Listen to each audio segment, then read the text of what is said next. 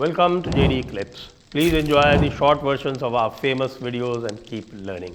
And don't forget to subscribe.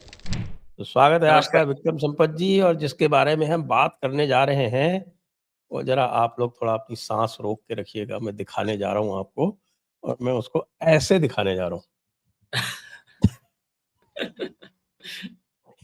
ये 1000 पृष्ठ की पुस्तक है।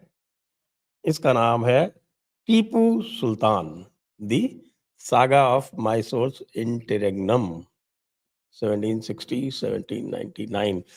टीपू तो बेचारा 1783 में ही आया था मेरे ख्याल से। तो it's only 16 years. Why do we credit 17 him with साल। so much bad blood? नमस्ते संजय जी, हमेशा आपके साथ बात करना it's an education for me too. नहीं, दैट्स व्हाई द जो सबटाइटल था स्टोरी ऑफ माइसोर्स इंटररेग्नम, जो अंतराल था, एक जो लेजिटिमेट गवर्नमेंट को डिपोज करके जो यूजरपेशन होता है, जो हथियाया हुआ सिंहासन, उसको इंटररेग्नम बोलते हैं। तो इसमें दोनों पिता और बेटा दोनों हैं इस किताब में। ऑलमोस्ट 1/3 किताब का भाग जो है हैदर अली को समर्पित है, बाकी 2/3 इज टू टीपू सुल्तान। क्योंकि मुझे लगता है टीपू को समझने के लिए उनके पिता को समझना बहुत जरूरी है, to also see the contrast कि वो कैसे थे और ये कैसा हुआ बाद में बेटा। तो दैट वाज वन रीजन कि इसका पूरा 1761 में मैसूर का जो सिंहासन था, वाडियार राजवंश, जो हिंदू परिवार था, जो 1399 से वहां राज कर रहा था, उसको डिपोज करके हैदर अली ने हथिया लिया था मैसूर का सिंहासन। और 1799 जब चौथा और आखिरी एंग्लो मैसूर युद्ध हुआ, उसमें वो मारा गया, और उसके बाद ही हिंदू राज परिवार फिर से वहां पुनर्स्थापित हुआ। तो इसलिए पूरा जो अंतराल है, ऑलमोस्ट सिर्फ 40 साल तक इन दोनों ने राज किया, अगर वो शब्द हम यूज कर सकते हैं।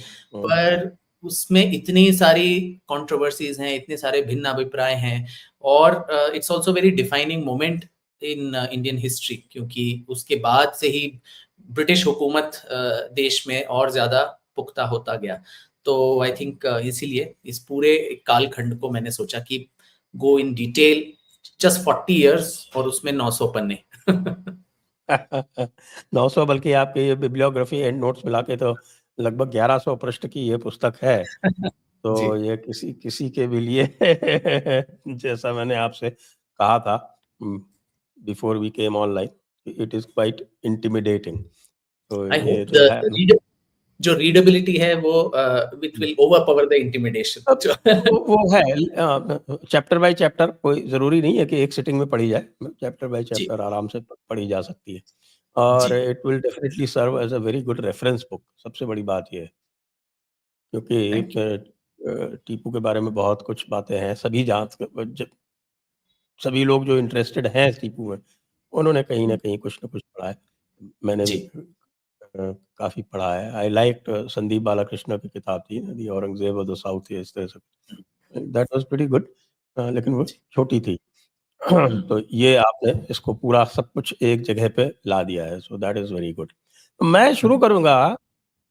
सबसे पहले मैंने जो किताब मिलने के और उसके बीच में जो कुछ पढ़ा, उसमें व्हाट आई फाउंड इंटरेस्टिंग, तो वीरप्पा साहब ने इसका जो फॉरवर्ड लिखा है, इट इज वेरी इंगेजिंग, और वो पूरी तरह से सम अप कर देता है कि हमारा इतिहास क्यों उस तरह से लिखा गया जिस तरह से हमें पढ़ाया गया। कम से कम मेरी जनरेशन को पढ़ाया गया, आपकी भी जनरेशन को पढ़ाया गया। बिल्कुल, और इस लेकिन जो जनरेशन इसका को भी वही पढ़ाया जा रहा है क्योंकि हिस्ट्री की थोड़े किताबों बहुत परिवर्तन आए हैं, और इस जनरेशन के पास एक एडवांटेज है कि उनके पास इंटरनेट है, तो ये वो क्रॉस रेफरेंसिंग कर सकते हैं, और हमारी आपकी आवाज़ उन तक पहुंच जाती है। और इंटरनेट जो है, I think internet is a great liberating force, no doubt about it. ये तो अभी ट्रम्प के इलेक्शन में भी दिख गया। जी बिल्कुल। बिल्कुल। मैं आरंभ करूंगा आपके फॉरवर्ड से, जिसमें आपने उल्लेख किया है उस धारावाहिक का जो वो भगवान किडवानी की किताब के ऊपर आधारित, the sword of Tipu Sultan, जहां से आपने कहा कि आपको टीपू में रुचि हुई और वो आपने उस पे अध्ययन आरंभ किया। तो बाकी किताब पर तो और भी उल्लेख किया जा सकता है, लेकिन ये जो एस्पेक्ट है, इसको थोड़ा-सा बताएँ आप दर्शकों को विस्तार से। जी, जी संजय जी। आई थिंक मैं कई बार बोलता हूँ कि I owe my entry into writing और हिस्टोरियोग्राफी टू टीपू सुल्तान क्योंकि उसी वक़्त जब ये संजय खान का सीरियल आ रहा था, तब मैं शायद 12-13 साल का लड़का था, जो स्कूल में पढ़ाया गया इतिहास I used to hate it.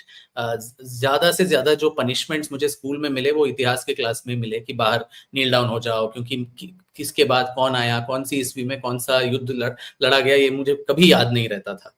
तो ऐसे तो उस सीरियल में अगर आपको याद है, तो टीपू और हैदर को बढ़ा-चढ़ा के दिखाने के लिए जो वाडियार राज परिवार था, उसको बहुत ही निकृष्ट तरीके से दिखाया गया।